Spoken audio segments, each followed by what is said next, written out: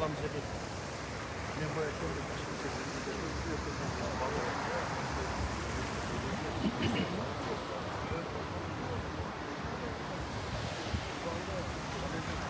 alaikum. Hurmatlı mekendişler. Bugün sizler menен mekendişler kanalı түз эфирine başladık. Bilip bilbegenlerge, эмне маселе жана башка дегендерге алдын ала айтып коеюн. Темадагыдай Бүтүн Кыргызстан саясий партиясынын лидери Адахан Кимсанбаевич Мадамаров жана Бүтүн Кыргызстан партиясынын фракциясынын депутаты Исхак Масалиев жана башкаларга ушундай чабуулдар болуп атат, аракеттер болуп атат. Биз азыр Бишкек шаарында Кыргыз Республикасынын башкы прокуратурасынын алдында тергөө башкармалыгынын жанында турабыз.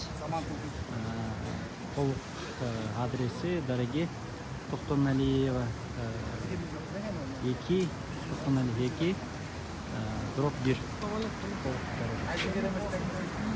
Достор, максималдуу бөлүшүп коюңуздар жана биз менен бирге болуңуздар. Баардык маалыматтарды сиздерге жеткизип турабыз. Бул жерде Бүтүн Кыргызстан саясий партиясынын тарапташтары чогулуп жаткан убактысы. Эл эмнени талап кылып атат десек, эл ушул Адахан Кимсанбаевич Мадамаровду кайра чакырганы жана бийликтин ушундай приказдар бергени дейбизби? Ар кандай жооптор, ар кандай суроолор көп бул жерде. Ошон үчүн достор, ийгилик барыбызга, андыктан биз менен бирге болуңуздар.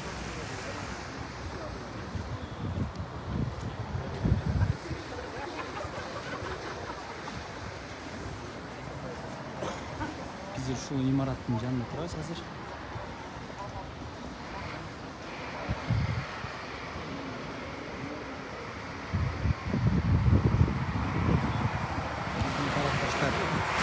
Oş областынан, Ош шаарынан да келишти. Кээ бирөөлөр азыр сразу уктап алалы деп айтышты. Телефондордо байланыштык, көнүп чыгышкан. Бул жакта келип тургандар да бар. Күн менен келип калгандар.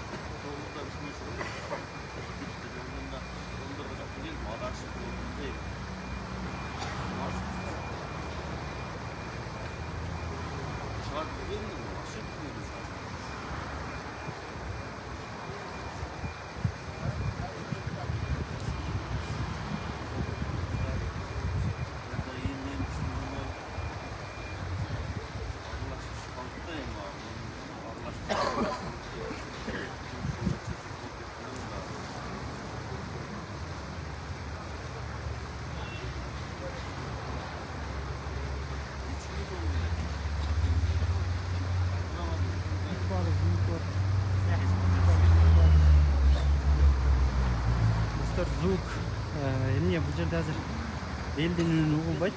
Сөзүмдү мен элден алыстырам. Бирөөлөр сүйлөй турган болсо, анда баардыгы микрофон берип.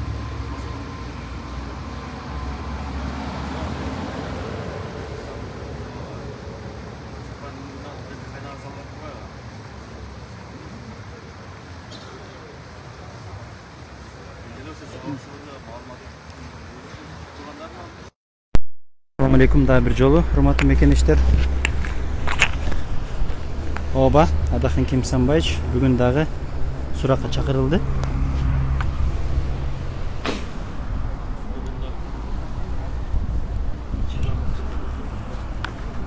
Бул микрофондо көп жерди көрүп келди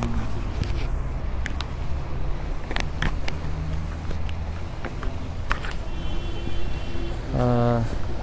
Урматтуу мекенештер, андай бөлүүнү жана башка да комментарийлерди андайларды жазбаңыздар, суранабыз.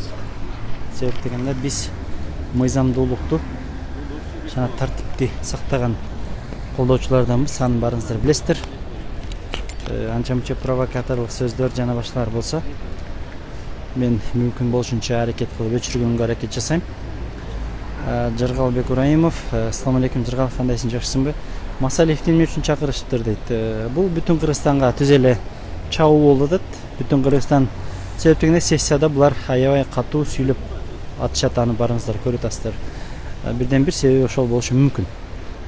Бирок толук маалыматты чыкканда дагы угабыз. Туура айтасыздар, Мадумаровду колдойт. Жуман Ажалы аталысын чыгарат дейт. Эч ким бөлүнгөн жок, биз бүтүнбүз. Рахмат. Рахмат айтканыңыз келсин, ошондой урандарды жазыңыздар. Тик турабыз. Жылдыз, кандай ден соолуктарың жакшы? Өзгөндө азыр менен байланышты. Өзгөндө азыр чогулуп атышыптыр. Алейкум ассалам. Колуңду тарт акамдан. Билесиздер достор, биздин эфирлерибизди ошол бийликтегилер жана бийлик башында отургандар көрөт. Азыр сиздер да көрүп атышы мүмкүн. Ошондуктан ошолорго кайгылууңарды айтышыңарды айтып, талапты кое берсеңиздер болот, себеби ал мыйзамдуу. Биздин алыстан келген конокторубузга кыскача сөз берсек деп ойлойм. Бул коногубуз өзгөчө конок. Түн менен уктабай өзүнүн жеке самолет менен келиптир. Ошолго биз жолдун аркы бетинде турган машиналардын көпчүлүгү бизге карайт достор. Оштон Замир мырза сөз берсек.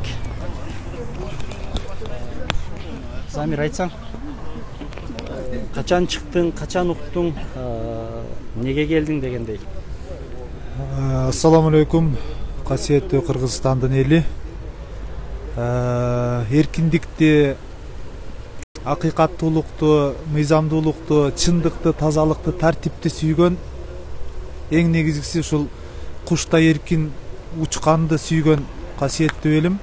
Бүгүн биздин келгенибиздин себеби ушул Бүтүн Кыргызстан саясий партиясынын төрагасына, бир эле төрагасы Мадумаровго эмес, ушул партиянын жалпы жогорку кеңешке өткөн депутаттарына жапырт куугунтуктоонун болуп жаткандыгына байланыштуу ушул социалдык желелерден көрүп олтуруп, биз дагы тынчсызданып, анан өзүбүздүн ой пикирибизди, колдообузду көрсөтөлү деп эле эмес, биз Ош элинен, Оштогу аксакалдардан, аталардан, апалардан, ага эжелерден, райондордогу ушул аксакалдардан кимдер тынчсызданып чыккан болсо, ошолордун суранычы боюнча кабар алганы келдик. Бүгүн эмне болуп аткандыгын буга чейинки маалымат бербесек деле сиздерге баары белгилүү. Саясий куугунтуктоонун кайсыл жерден, кайсыл күндөн башталып ушул күнгө чейин жеткендигин баарыңыздар көрүп отурасыздар. Ага мен токтолбой эле коеюн. Мен токтоло турган бир эле нерсе, мен ушул бийлик төбөлдөрүнө кайрыла турган гана жерим бар. Анткени парламент өз ишин баштагандан бери түз жолдо кетели, мыйзамды сыйлайлы, конституцияда эмне деп жазылып турган болсо, ошол менен кетели. Ал конституцияны мен кабыл алган эмесмин, өзүңөр кабыл алгансыңар, өзүңөр жазган эрежени өзүңөр сыйлагыла деген чакырыктарды жасап, туура жол көрсөткөндүгү үчүн күнөөлөп алып чыгыштыбы түшүнбөйм.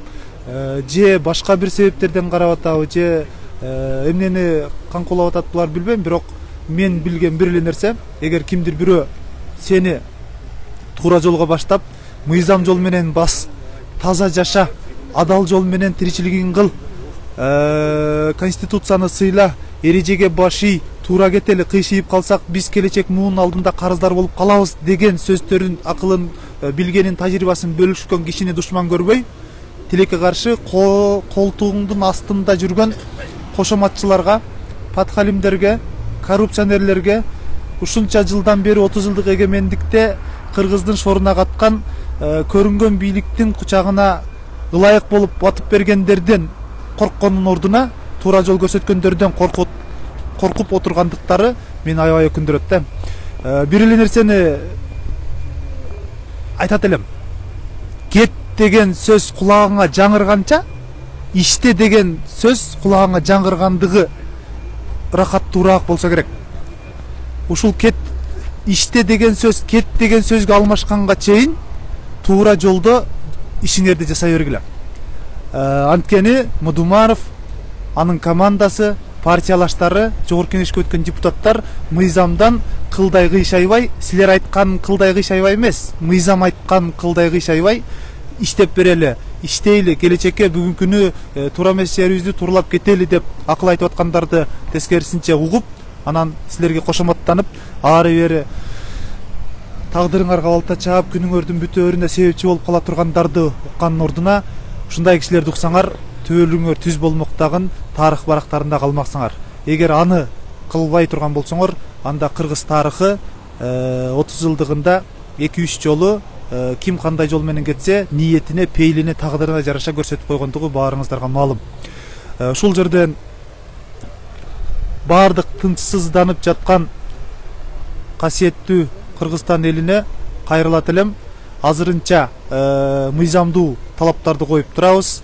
Мыйзамдуу чакырыгына мыйзамды сыйлаган киши катары келип, өзүнүн суроолоруна алардын жоопторун берип жаткан учур, Кудай кааласа биз чыгат деген үмүттөбүз.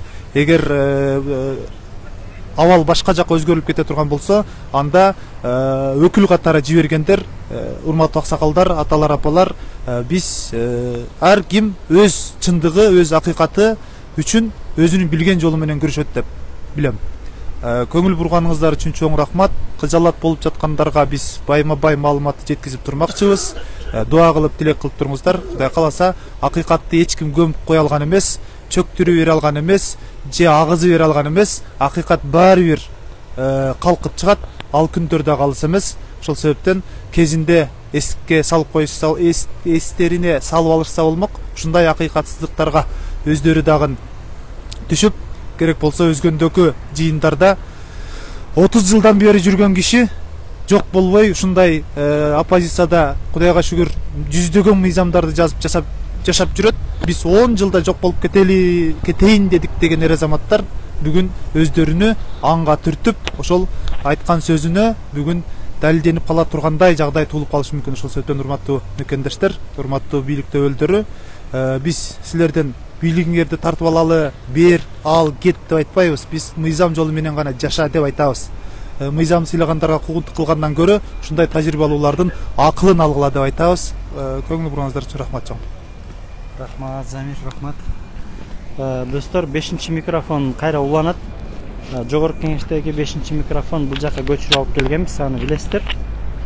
5-чи микрофон кийинки биздин дагы колдоочуларга сунабыз. Бул жакта парковка не алдырып атам машиналарды.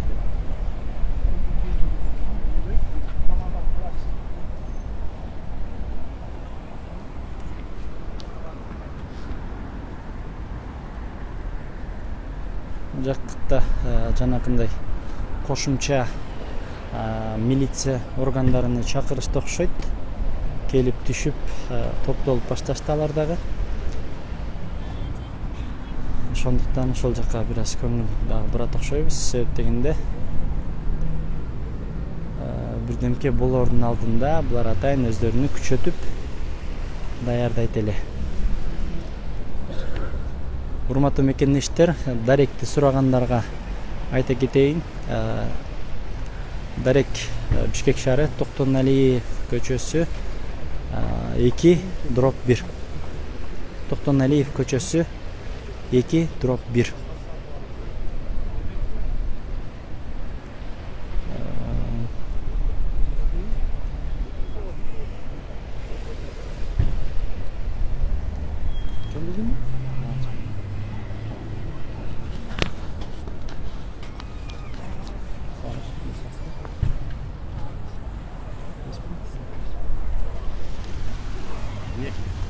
Beşinci mikrofonu sizge de sunayın anda. Ne?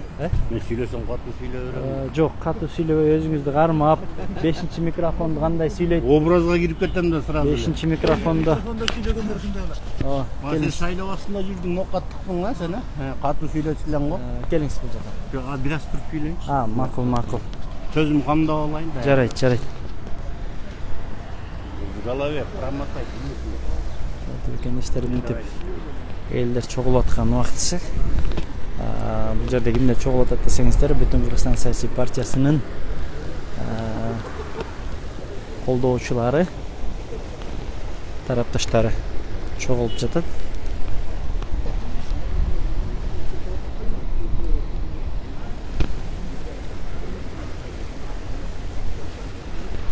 Достор, биз бир канча убакыттан кийин кайра эфирге чыгабыз. Андыктан биз менен бирге болуңуздар. Ийгилик бардыңыздарга.